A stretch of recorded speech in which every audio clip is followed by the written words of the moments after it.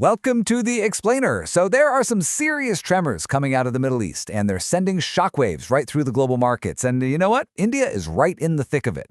Today, we're going to break down what this Iran-Israel conflict really means for Dalal Street, what's behind all this crazy volatility, and most importantly, what it means for you as a long-term investor. Okay, let's just dive right in by looking at that immediate gut punch reaction in the market. I mean, if you were watching the numbers and felt your stomach drop, trust me, you were not alone. It was an absolutely brutal start. The second that opening bell rang, wow, the numbers just told the whole story, didn't they? It was a sea of red. The Sensex just plummeted by a massive 1,700 points right at the open. That's a huge, clear signal that investors were heading for the exits, and fast. And that initial shock? Well, it came with a huge price tag. In just 2 weeks, something like 34 lakh crore in investor wealth just vanished. To give you some perspective, that's more than the entire annual economy of several smaller countries. It just shows you the sheer scale of the fear that gripped the market. Now, analysts have a term for this, a classical risk-off event. And what's really interesting here is that this wasn't about one or two bad sectors. The selling was everywhere, from the biggest blue-chip companies all the way down to the small caps.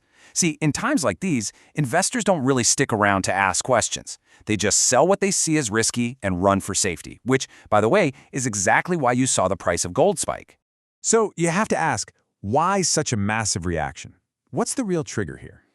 Well, it pretty much boils down to one single critical commodity that our entire economy leans on, crude oil, and its very precarious journey through one very, very narrow waterway. And here it is. This is the choke point we're talking about. The Strait of Hormuz is basically a superhighway for the world's energy supply. With the conflict happening right on its doorstep, the market justifiably panicked. The fear that this route could be disrupted sent crude oil prices soaring. And that creates a direct threat to our economy that touches everything, from the petrol in our cars to the cost of making everyday goods. And you can really see the domino effect for India right here. Oil prices spike, which means we have to spend way more of our foreign currency, mostly US dollars, to buy it. That makes our import bill bigger and widens something called the current account deficit. Just think of that as the nation's credit card statement with the rest of the world. All this demand for dollars puts pressure on our rupee, making it weaker. And that, in turn, ends up fueling inflation right here at home.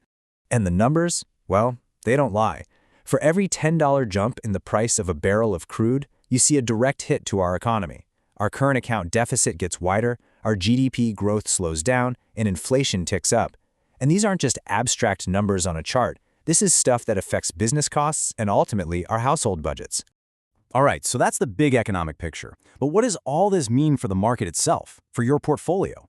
Because this crude oil shock doesn't hit every company in the same way. Nope. In fact, it creates a pretty clear line in the sand, separating the winners from the losers. This table gives us a fantastic snapshot. On one side, you've got the sectors that get hammered by high oil prices. Aviation is an obvious one. Fuel is their biggest cost. Then you have paint and tire companies, where crude oil is a major raw material. But, and this is key, on the other side of that divide, you have the upstream oil producers, the guys who actually pull the oil out of the ground. They love higher prices. And of course, defense companies see a potential upside as geopolitical tensions make nations focus more on security. And this slide really drives that point home. It's a tale of two completely different stories. For an airline like Indigo, higher oil is a direct blow to their profits, and you saw their stock drop more than 13%. But for a company like Paris Defense, this conflict signals a potential boom in government spending. The market anticipates this, and boom, its stock surged in response. Same event, opposite outcomes. Now, I know this all sounds pretty alarming, but it's absolutely crucial right now to take a step back and zoom out.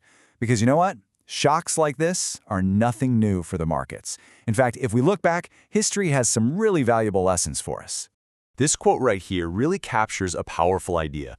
Market dips that are caused by geopolitical fear, they tend to be sharp, yes, but they're typically driven by emotion, by uncertainty, not by a fundamental breakdown in our economy, not because great Indian companies suddenly became bad businesses overnight. And believe me, for a long-term investor, that distinction is everything. And history shows us this pattern time and time again. Just look at the data from past conflicts, the Gulf War, the Karja War, the Russia-Ukraine War. In every single case, you see a sharp, fear-driven fall and then a recovery. I mean, check this out. During the Cargill conflict, once that initial shock wore off, the market didn't just bounce back. It rallied an incredible 41%. So you have to ask why. What's the secret sauce behind this resilience? Well, a huge part of the answer is the structural strength of our market today. See, our market is now powerfully supported by domestic institutional investors. We're talking about our own mutual funds, our insurance companies. Unlike foreign investors who might get spooked and pull their money out, our domestic players often see these dips as a sale, as a buying opportunity. They act as a massive cushion, a stabilizing force for the whole market. Okay, so let's put all the pieces together. The shock, the reasons behind it, and the lessons from history. What does a smart, disciplined, long-term investor actually do right now? What's the practical game plan? All right, here it is, the playbook. Rule number 1, and this is the big one, is timeless. Do not panic sell. We just saw how history often rewards the investors who stay calm. Selling into a fear-driven dip is usually the worst possible move. Instead, now is the time to look at your long-term plan. Is your portfolio diversified? And hey, if you've got some cash on the sidelines, think about investing it in a staggered way, like a SIP, to average out your purchase price while things are volatile. And we're going to leave you with this final thought to chew on. If history has taught us anything, it's that these kinds of shocks are driven by fear, not by failing businesses, and that they are almost always followed by a recovery. So the big question for every single investor becomes this: is the moment of maximum fear also the moment of maximum opportunity? That's something to think about.